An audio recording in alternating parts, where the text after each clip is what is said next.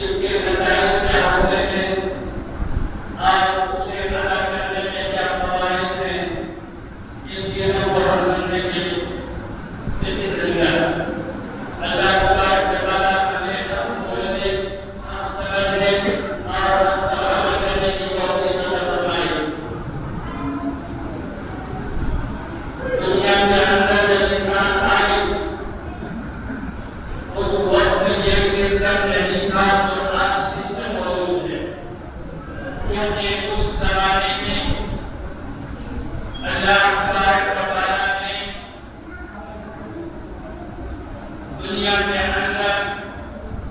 انسان کو کم تعداد میں بھیجا تھا.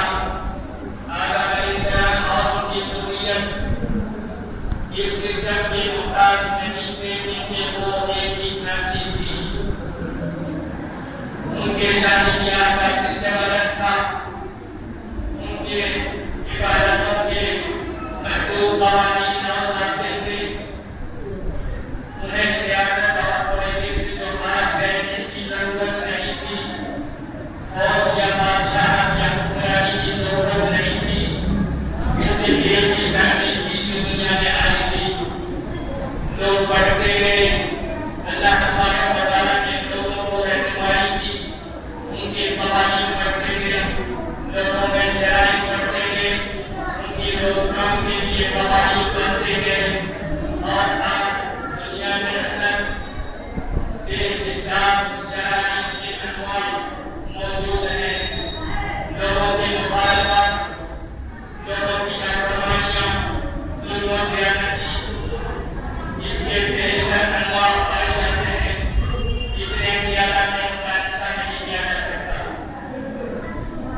جب کوئی جرم ہوتا ہے تو اس کے لیے قانون بنتا ہے اور ظاہر ہے وہ قانون لوگوں کی بندش کا ذریعہ بنتا ہے. لوگ اسے پابندی کی شکل لے لیتے ہیں. اور یہ ضروری بھی ہے تاکہ لوگوں کے اندر سے جرم کا خاتمہ ہو سکے یا کم از کم خاتمہ نہ ہو تو لوگوں کو تحفظ فراہم کیا جا سکے. جب لوگوں کی تعداد دنیا کے اندر بڑھی تو اللہ تبارک و تعالیٰ نے سماج کی شکل دی. نبی پاک صلی اللہ علیہ وسلم جب مکہ سے ہجرت کرنے مدینہ پہنچتے ہیں تو وہاں مواقعات کا سب سے بڑا اور تاریخی عمل انجام پاتا ہے. مواقعات کا مطلب جو بھی مدینہ کے باہر سے مسلمان ہے اور اسے اپنے علاقے میں ستایا جاتا ہے وہ ہجرت کر کے مدینہ آتا ہے تو وہ مہاجر کہلاتا ہے. ریفیوجی مہاجر کہلاتا ہے. یعنی اپنے وطن کو چھوڑنے والا، اپنے گھر بار کو چھوڑنے والا اور مسلمانوں کے ساتھ آگے مل جانے والا جو مدینہ میں آباد ہے. مہاجرین وہ ہوئے جو وہاں سے اپنا سب کچھ چھوڑ کے قربان کر کے مدینہ آئے اور مسلمانوں کا ساتھ دیا. دوسرا طبقہ وہ جو اللہ کے رسول صلی اللہ علیہ وسلم نے انہیں انصار کہا، مدد کرنے والے. انصار وہ تھے جو مدینہ میں رہنے والے تھے. انہوں نے ویلکم کیا، سواگت کیا ان لوگوں کا جو باہر سے اپنا گھر بار، بیوی بچے اور سب کچھ چھوڑ کر مدینہ کا رخ کیا کیونکہ وہ مسلمان ہو گئے تھے.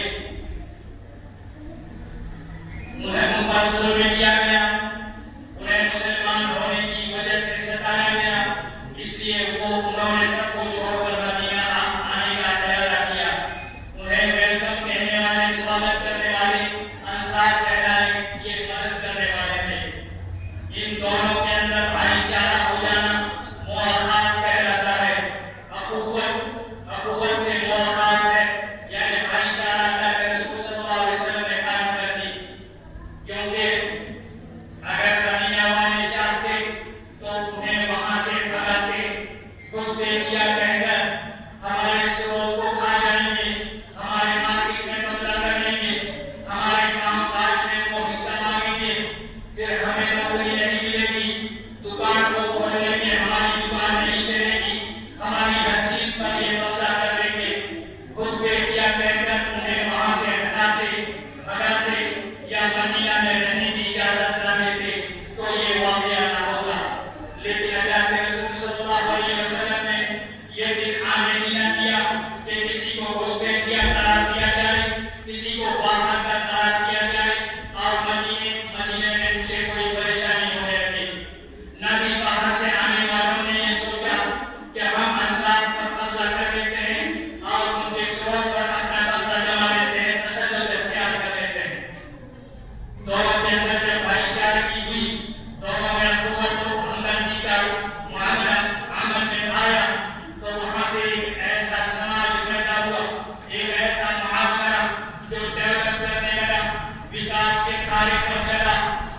وہی سماج ایک سال پورا ہونے سے پہلے ہی کئی جنگیں لڑ چکا تھا. سن 2 ہجری میں انہوں نے جنگ بدر لڑی. 300 کی تعداد میں تھے اور ایک جنگ ان پر مسلط کی گئی. بدر کے مقام پر یہ لڑائی ہوتی ہے. اللہ تبارک و تعالیٰ انہیں فتح و نصرت سے امتیاز کرتا ہے. دوسری ہجری کے بعد غزوہ بدر کے بعد پھر جنگ احد آتا ہے اور احد کے بعد پھر اس طرح غزوہ خندق، غزوہ حنین اور غزوہ تبوک وغیرہ جیسے بہت ساری لڑائیاں انہیں لڑنی پڑی. یہ سماج ایسا بنا کہ لڑائیوں میں اللہ تعالیٰ انہیں اس طرح شیشہ پلائی ہوئی دیوار بنا دیتا کأنہم بنیان مرصوص، جیسے وہ شیشہ پلائی ہوئی دیوار ہو. نہ وہاں کوئی مہاجر رہا نہ کوئی انصار، سارے ایک مسلمان تھے. ایک ہی سب میں کھڑے ہو گئے محمود و عیاض. نہ کوئی بندہ رہا نہ کوئی بندہ نواز، چاہے وہ نمازوں کی صفیں لگ رہی ہو یا جنگ کے میدان میں صفیں مچ رہی ہو، ان سب میں وہ سب کے سر ایک جیسے نظر آئے. ان کی اخوت، ان کا بھائی چارہ ایسا نظر آیا کہ دنیا میں ان کو دیکھتے ہی اپنی فوجیں واپس بلانی. کئی جنگوں سے وہ بھاگ گئے. ان کے اللہ کے رسول صلی اللہ علیہ وسلم کی تربیت شدہ دین تھی. اللہ کے رسول صلی اللہ علیہ وسلم جو معلم انسانیت تھے، انہوں نے جو تعلیم دی، انہوں نے جو مواقع کرایا، انہوں نے جو بھائی چارہ بنایا، اس نے وہ دور دکھایا کہ ایک وقت آیا انہوں نے ہی اپنے زمانے میں امریکہ اور برطانیہ کو ایسی شکست دی کہ دوبارہ وہ کبھی کھڑے نہ ہو سکے. اللہ کے رسول صلی اللہ علیہ وسلم نے فرمایا ہلک کسریٰ فلا کسریٰ بعدہ وليهلكن قیصر فلا قیصر بعدہ. اس زمانے کا سب سے سپر پاور جس طرح آج کے زمانے میں امریکہ ہے، اس زمانے کا سپر پاور کسریٰ تھا. اللہ کے رسول صلی اللہ علیہ وسلم نے کہا کسریٰ ہلاک ہوا میرے صحابہ کے ہاتھوں اور دوبارہ کسریٰ کبھی کھڑا نہیں ہو سکتا. کسریٰ نہیں آئے گا. اور دنیا نے دیکھا آج کی تاریخ تک 1400 سال گزر گئے لیکن کسریٰ دوبارہ فارس میں نہیں آیا. وہاں اسلام کے ماننے والوں کو غلبہ حاصل رہا. کلمہ توحید آج تک بلند ہوتا رہا. اللہ کے رسول صلی اللہ علیہ وسلم نے فرمایا وَلَيَهْلِكَنَّ قَيْصَرَ وَلَا قَيْصَرَ بَعْدَهُ. روم دوسرا ہے جو آج کے دور میں برطانیہ کہلاتا ہے. برطانیہ کی حیثیت ہے، یہی حیثیت اس زمانے میں روم کی تھی. اللہ کے رسول صلی اللہ علیہ وسلم نے فرمایا بہت جلدی ہلاک ہوگا روم، اور روم دوبارہ کھڑا نہیں ہو پائے گا. روم بکھر گیا، کیسر و کسریٰ بکھر گئے. یہ وحدت کی برکت تھی، اخوت و محبت کی برکت تھی اور ایک اسلامی سماج اور معاشرے کی برکت تھی جسے اللہ تبارک و تعالیٰ کی کتاب نے جوڑا.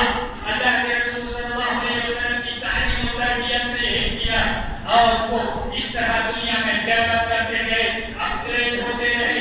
ان میں وکاس ہوتا رہا اور ایسا وکاس کیا کہ آج تک دنیا یاد کرتی ہے. ان کے اندر ایسے علماء پیدا ہوئے، ایسے جہانگیر پیدا ہوئے، ایسے سائنٹسٹ پیدا ہوئے، ایسے ڈاکٹر پیدا ہوئے.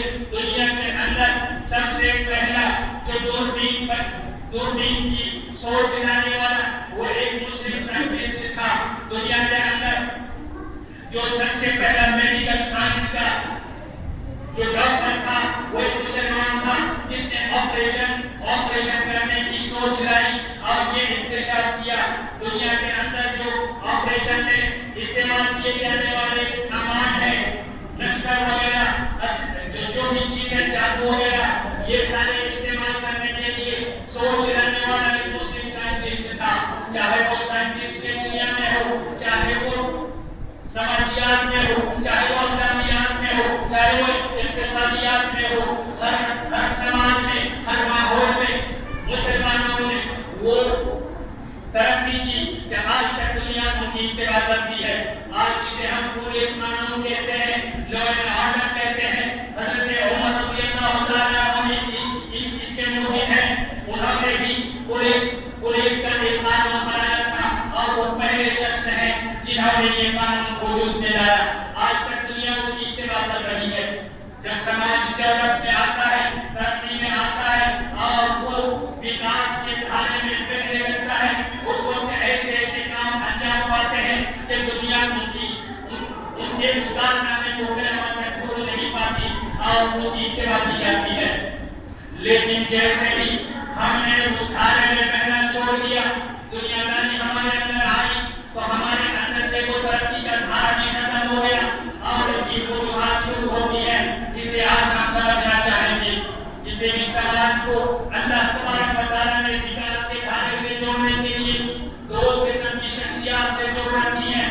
اللہ تبارک و تعالیٰ نے دو ایسے کردار ہیں جن کو مکھیتا سے پرمکھتا دی ہے اور اس میں ان کا کردار بہت ہی اہم ہے۔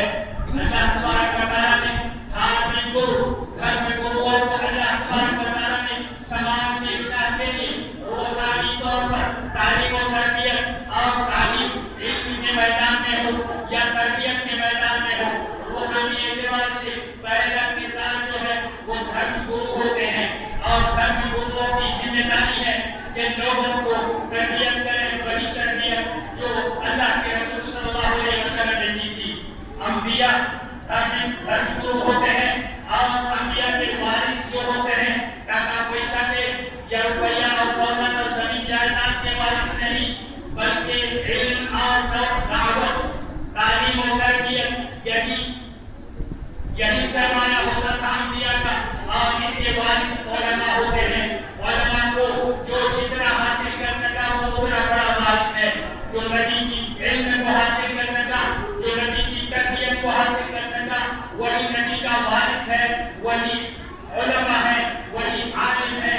اور اللہ تبارک و تعالیٰ نے کہا انما یخشی اللہ من عبادہ العلماء، اللہ سے بہت زیادہ ڈرنے والے اللہ کے ولی بنتے ہیں جو علماء ہیں، کیونکہ وہ اللہ کو جانتے ہیں، اس کے اصول و قوانین کو جانتے ہیں، سمجھتے ہیں، اسی لیے وہ اللہ سے زیادہ ڈرتے ہیں۔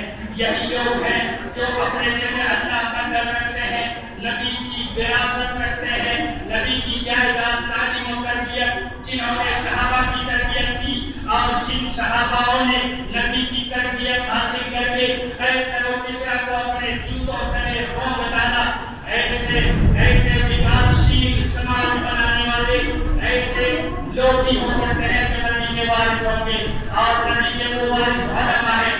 دھرم گرو وہی ہوتے ہیں جو سماج کو روحانی اعتبار سے جوڑتے ہیں، روحانی تعلیم و تربیت سے صحابہ کے معیار پر کھڑا ثابت کرتے ہیں، وہی سماج آگے بڑھتا ہے اور وہ ترقی کرتا ہے۔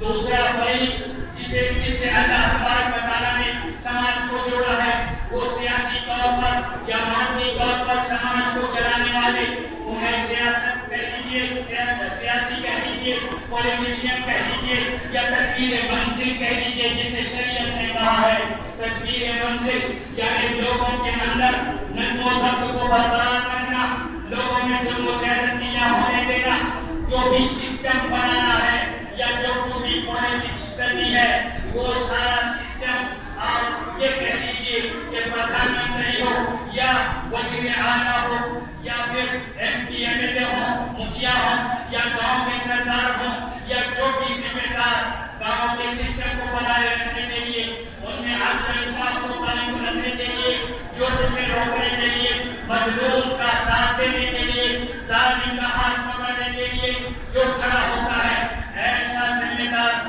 یہی وہ ذمہ دار ہے جس کی ذمہ داری کے بارے میں اللہ تبارک و تعالیٰ بھی سناتا ہے، نبی صلی اللہ علیہ وسلم بھی اس کے بارے میں، جیسے علماء کے بارے میں اللہ نے کہا کہ یہ اللہ سے زیادہ ڈرنے والے ہیں۔ نبی صلی اللہ علیہ وسلم نے فرمایا کہ میری جائیداد کے وارث علماء ہیں، ویسے ہی اللہ کے رسول صلی اللہ علیہ وسلم نے فرمایا کہ جو گاؤں سماج ہو یا علاقہ ہو یا اسٹیٹ اور صوبہ ہو یا کسی ملک کا ہو، ذمہ داری سنبھالتا ہے، حکمرانی کرتا ہے اور وہ اس کا ذمہ دار بن جاتا ہے اور ذمہ داری کو اچھے سے نبھاتا ہے۔ اللہ تبارک و تعالیٰ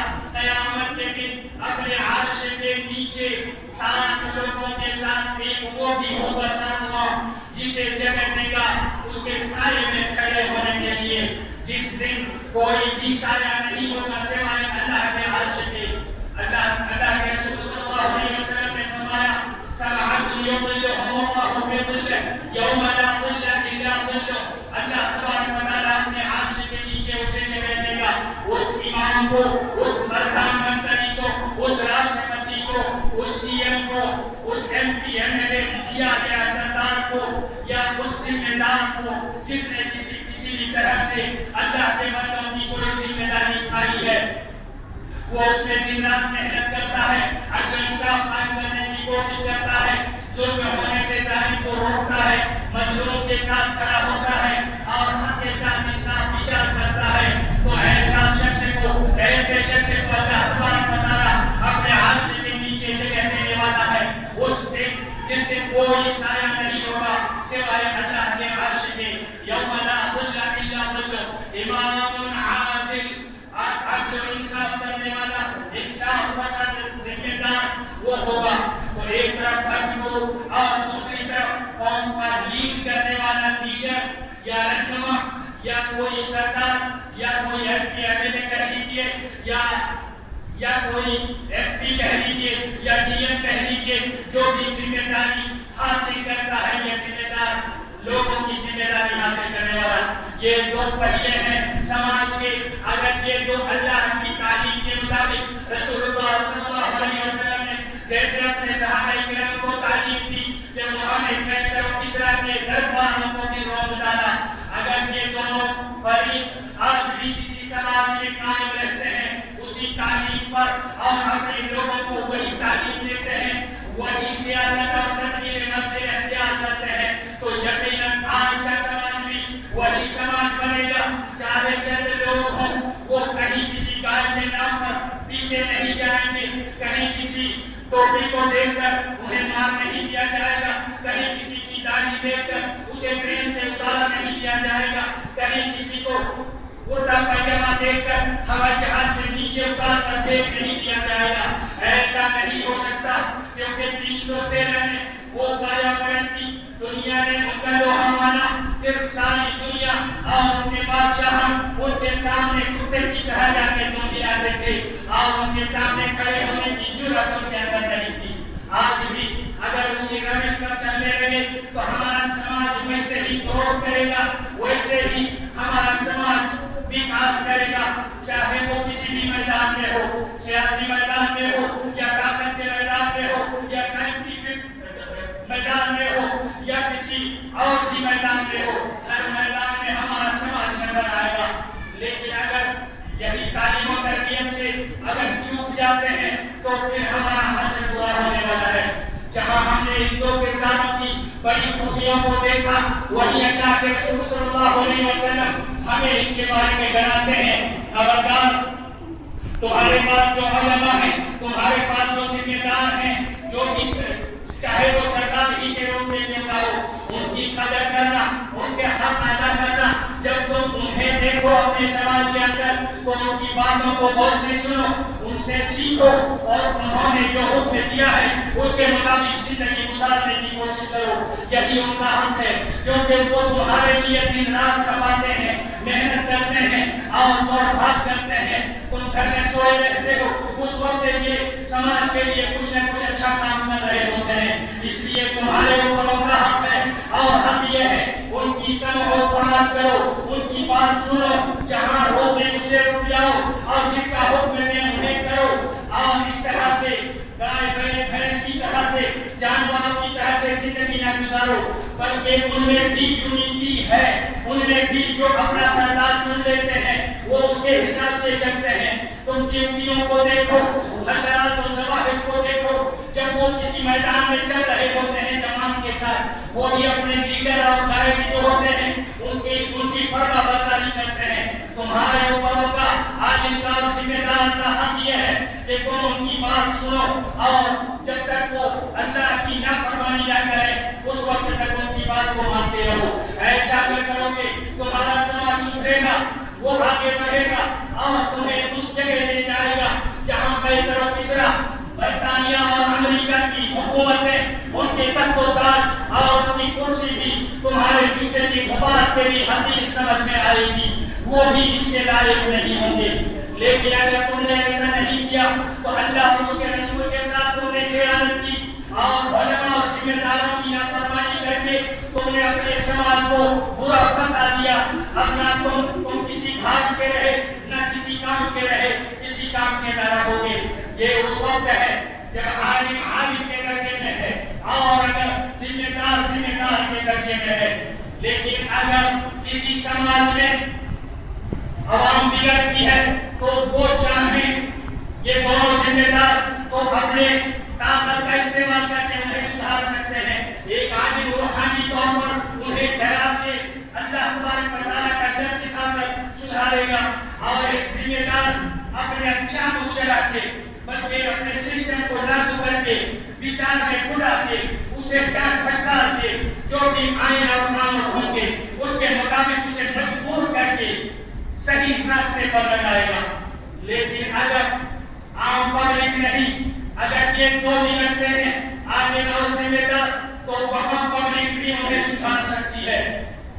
अल्लाह के रसूल सल्लल्लाहु अलैहि वसल्लम ने कह रखा है कि लोगों ला ताअत लिमखलूक़िन फी मासियतिल खालिक, चाहे वो आलिम ही क्यों ना हो, हुब्बा जुब्बा ही क्यों ना हो, विस्तार जितना भी लंबा और उसकी पगड़ी इतनी लंबी क्यों ना हो, उसकी टोपी कई मंदी क्यों ना हो, तुम अगर देखो कि वो अल्लाह की मासियत में कुछ कह रहा है तुम उसकी बात ना सुनो।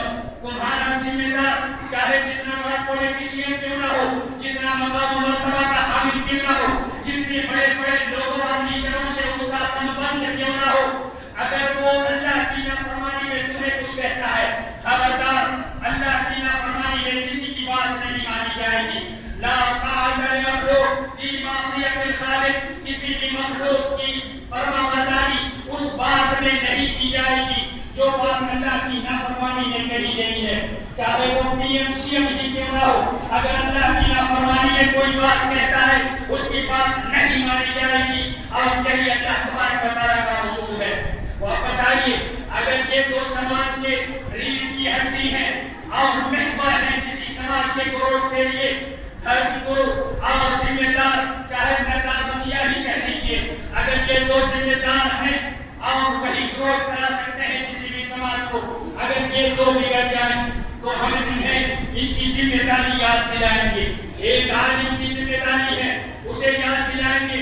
अगर आपने अपनी जिम्मेदारी का एहसास नहीं किया तो आप पूरे आलिम माने जाएंगे। और आलिम सू किसे कहा जाता है, अल्लाह के रसूल सल्लल्लाहु अलैहि वसल्लम ने अच्छा समझाया है। आलिम सू से आपको मुमताज और मुमय्यज रहना है और आपको एक अच्छा आलिम बन के रहना है, ताकि हमें आपको लीडर बनाने में कोई दुश्वारी ना हो। जिम्मेदार को भी यही समझाना है, आपको फासिद जिम्मेदार, फासिद लीडर या कोई करप्ट लीडर नहीं बनना है, आपको एक अच्छा लीडर बनना है। और अच्छा लीडर बनने के लिए तीन चीजों का एहतमाम करना होगा। एक आलिम अपने इल्म के मुताबिक सबसे पहले अमल करता होगा। अगर वो अपने इल्म के मुताबिक अमल करता है फिर वो अच्छा आलिम है। अगर अपने ही इल्म के खिलाफ चलता है, इल्म ये है वो बताता है कि मसला ऐसा है लेकिन वो चलता इधर है, वो जो मसला बताता है उसके खिलाफ वो खुद करता है, वो अच्छा आलिम नहीं हो सकता, वो समाज का उद्धार नहीं कर सकता, समाज को सहाबा के डगर पर नहीं ले जा सकता, क्योंकि वो खुद बिगड़ा हुआ है। जो इल्म उसके पास है वो उस पर अमल करता है, फिर वो अच्छा आलिम है। और अगर वो कोई लफ्ज़िश करता है तो उसकी लफ्ज़िश न ही सिर्फ उसे बिगाड़ती है बल्कि पूरे समाज को बिगाड़ता है। ये बहुत ही खतरनाक बात है कि आज हम एक ऐसी चीज पर बात कर रहे हैं जिस पर समाज में महवर है, हमें उनके हकों पर बात करनी चाहिए। आज लोग बच चुके हैं अपने अच्छे लीडर, अच्छे या बुरे, अपने लीडरों से बच चुके हैं, अपने उलमा से बच चुके हैं, उनकी बदगुमानी और बदजली बढ़ चुकी है। इतने तक गए हैं कि आज कोई अपने आलिम से रहनुमाई लेना नहीं चाहता, आलिम से दूर भागता है, अपने जिम्मेदारों से दूर भागता है, अपने एमपी एमएलए प्रधानमंत्री या सीएम से भागता है, अपने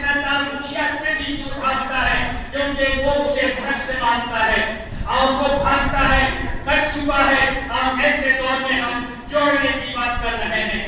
میرے بھائیوں، اللہ کے رسول صلی اللہ علیہ وسلم نے آپ کو یہ ذمہ داری دی ہے کہ آپ اگر بگڑیں تو آپ کو یہ دو شخصیات سدھاریں گی، اور اگر یہ دو شخصیات بگڑتی ہیں آپ انہیں سدھارو، اگر آپ نہیں سدھارو گے تو آپ کا فیوچر، آپ کا مستقبل تباہ و برباد ہو جائے گا، آپ کا سماج ایسا بنے گا، نہ آپ کی اولاد کسی کام کی ہوگی، نہ ہی وہاں کوئی ایسا انسان ملے گا جو ماں باپ کی بھی قدر کرنے والا ہوگا، جہاں یہ دو شخصیات تباہ و برباد ہوں گی۔ اس لیے ہمیں یاد کرنا ہوگا، ہم قیامت کے دن یہ نہیں کہہ سکتے ہمارے عالم نے ایسا کہہ دیا اس لیے ہم نے ایسا کر دیا، ہمارے سردار نے ایسا کہا اس لیے ایسا کر دیا۔ یاد کیجیے اللہ تبارک و تعالیٰ فرماتا ہے قیامت کے دن کچھ لوگ کھڑے ہوں گے، اللہ تعالیٰ وہاں دیکھے گا، ان سے پوچھے گا ارے تم لوگ کیسے یہاں آ گئے؟ تم تو وہ تھے جو اسلامی سماج کے رکھوالے، تمہارے پاس عالم تھے، تمہارے ذمہ داران مکھیا سرداران اور ذمہ داران تھے، تم کیسے اللہ کی کچہری میں یہاں کورٹ میں پہنچ گئے، وہ بھی ایسے کیس میں کہ تمہیں پکڑا جا رہا ہے؟ کیا اللہ کے رسول نے نہیں کہا تھا تمہارا عالم تمہیں غلط راستہ بتائے اسے قبول نہ کرو، تمہارا مکھیا سردار M P M L A یا پردھان منتری غلط راستہ دکھائے اسے نہ قبول کرو، کسی بھی مخلوق کی اطاعت نہ کرو جس بات میں وہ اللہ کی نافرمانی کر رہا ہے، پھر تم اس کچہری میں کیسے آ گئے؟ وہ لوگ کہیں گے اللہ تبارک و تعالیٰ کہتا ہے وَقَالُوا رَبَّنَا إِنَّا أَطَعْنَا سَادَتَنَا وَكُبَرَاءَنَا فَأَضَلُّونَا السَّبِيلَ رَبَّنَا آتِهِمْ ضِعْفَيْنِ مِنَ الْعَذَابِ وَالْعَنْهُمْ لَعْنًا كَبِيرًا۔ اللہ کے یہاں کورٹ کچہری میں اس مسئلے میں حاضری ہو رہی ہے جو تمہارا امتیازی شان تھا، قیامت کے دن اسی مسئلے میں تم کیسے پھنس گئے؟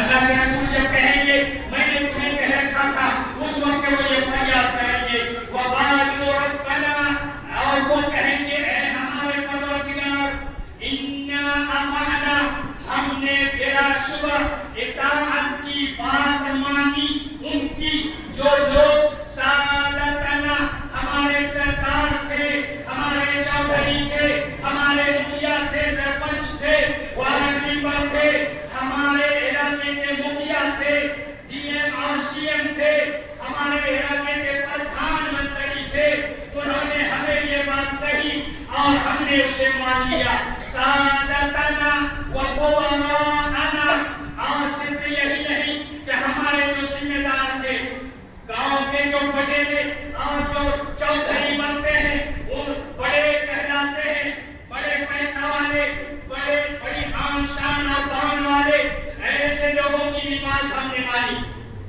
اِنَّا أَطَعْنَا سَادَتَنَا وَكُبَرَاءَنَا، ہم نے اپنے ذمہ داروں، سرداروں وغیرہ کی اطاعت کی، وَكُبَرَاءَنَا، جو ہمارے سماج میں جانے مانے لوگ تھے، بڑے لوگ تھے، چاہے وہ ذمہ دار نہیں تھے، چاہے وہ عالم نہیں تھے، لیکن بڑے مانے جاتے تھے، ہم نے انہی کی اتباع کی، فَأَضَلُّونَا السَّبِيلَ، انہوں نے ہی ہمیں راستے سے گمراہ کر دیا، ہمیں راستے سے بھٹکا دیا۔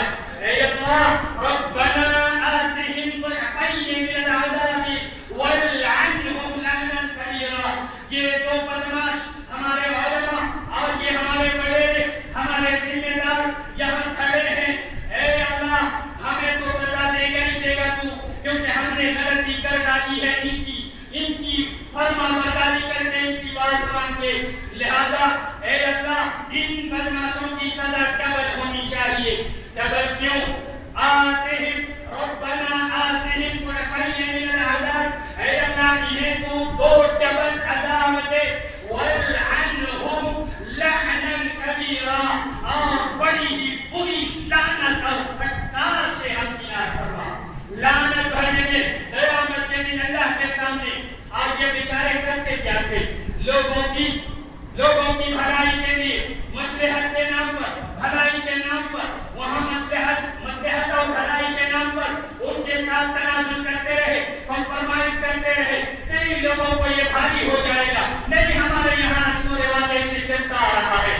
لوگوں کی آسانیوں کے لیے ان دونوں نے عالموں نے اور ذمہ داروں نے کمپرمائز کیا، رسومات کو مقدم کیا، رسم و رواج کو غالب کر کے شریعت کو نظر انداز کر دیا، قیامت کے دن یہی گاؤں کے لوگ، یہی سماج کے لوگ، یہی ملک کے لوگ وہاں اللہ تبارک و تعالیٰ کے سامنے مطالبہ کریں گے کہ ان پر ڈبل عذاب ہونا چاہیے، اور پھر اے اللہ تو بڑی لعنت اور پھٹکار سے ہمکنار کری ان لوگوں کو۔ تو علماء پر بھی یہی کہیں گے اور ذمہ داروں پر بھی یہی کہیں گے۔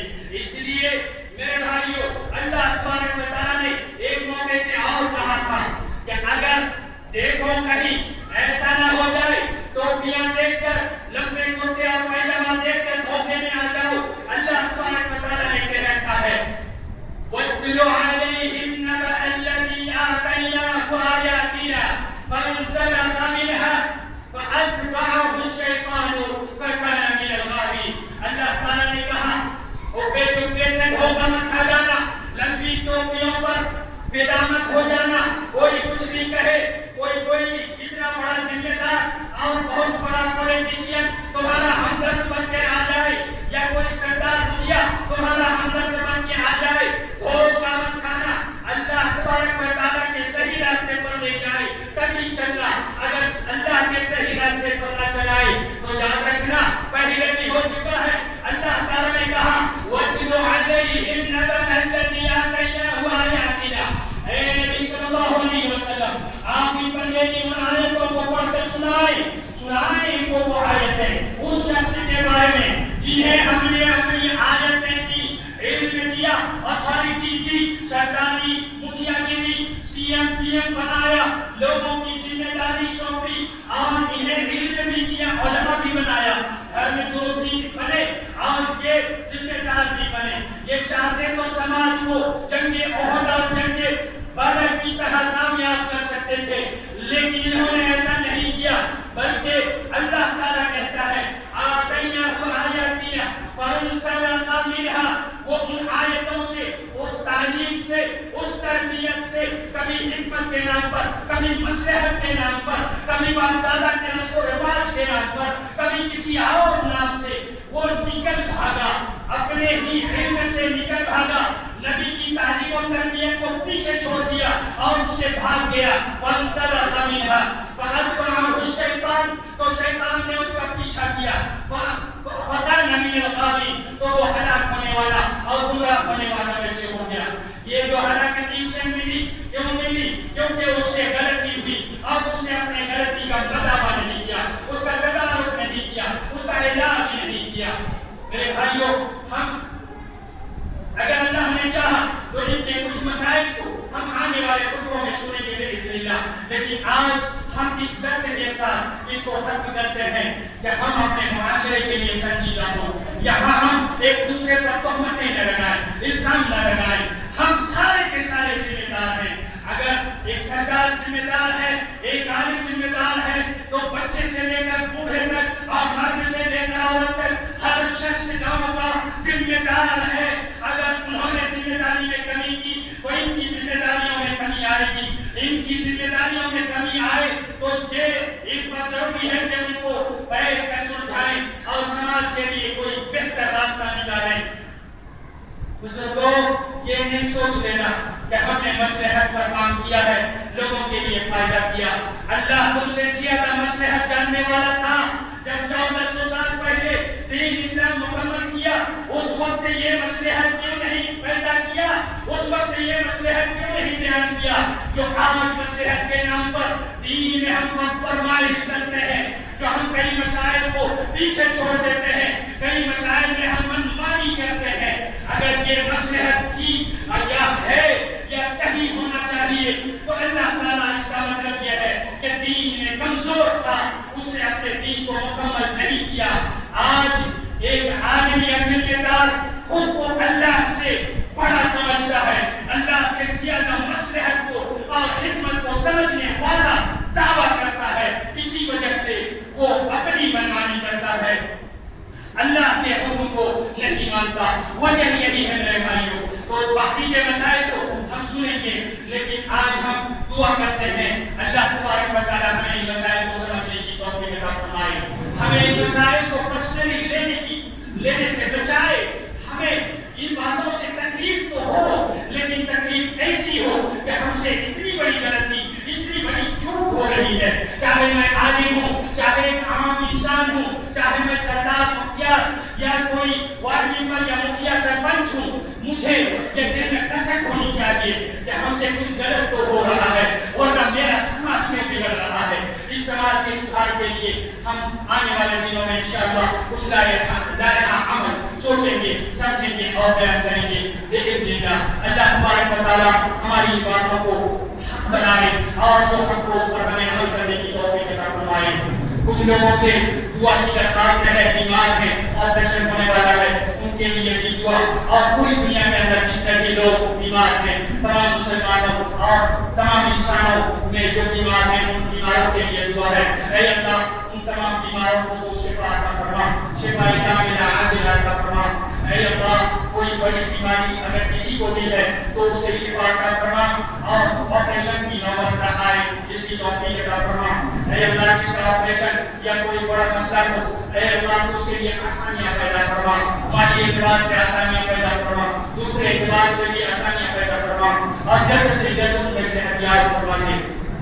اے اللہ ہم دینی اعتبار سے بیمار ہیں, ہماری بیماریوں کو بھی تو ختم فرما, جسمانی بیماری, روحانی بیماری اور جو دینی بیماری اخلاقی بیماری ہے ان بیماریوں سے ہمیں شفا یاب کر دے. اے اللہ ہمارے معاشرے کو سدھار دے, ہمارے علماء کے ہمارے اوپر جو حق ہیں انہیں ادا کرنے کی ہمیں توفیق عطا فرما. ہماری سرکاروں ذمہ داروں مکھیاؤں پر جو ہمارے حقوق ہیں وہ ہم پر ہمارے حقوق ادا کریں, ہم ان کے حقوق ادا کریں, اس کی توفیق عطا فرما. ہمارے اندر قوت و بھائی چارہ اور سماج کے اندر ملنساری پیدا فرما اور ہمارے سماج کو ترقی اور کے مناسب کرنے کی توفیق عطا فرما. بارک اللہ لي ولكم في القرآن العظيم ونفعني وإياكم بما فيهما من الآيات والذكر الحكيم. أقول ما تسمعون وأستغفر الله لي ولكم ولسائر المسلمين من كل ذنب فاستغفروه إنه هو الغفور